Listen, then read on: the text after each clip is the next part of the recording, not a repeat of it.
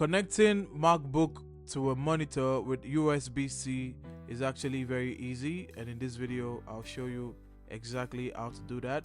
If you find this video helpful, please don't forget to like and subscribe.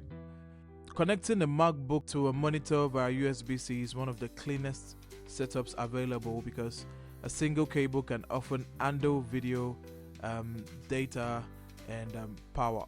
It's always advisable to check the cable first. This is because the white charging cable that comes with your MacBook is usually for charging only and often does not support video transmission. So you need a USB cable specifically rated for video display output, high-speed data transfer, and an extension for port supports. Now, once we've been able to find the right cable for the connection, the next thing we are going to do is we're going to identify where the cable is going to go on our MacBook. Now, this is a USB slot and this is a USB-C slot. There are two different slots, so you need to identify the right slot that it's going to go to on our MacBook. And then the next thing will be to connect the USB cable to the slot and then the other part to our monitor. Now, sometimes it will be automatically connected on the monitor, but then for sometimes also you need to check the input and ensure that is on the USB-C cable so it can display the right feed from your MacBook.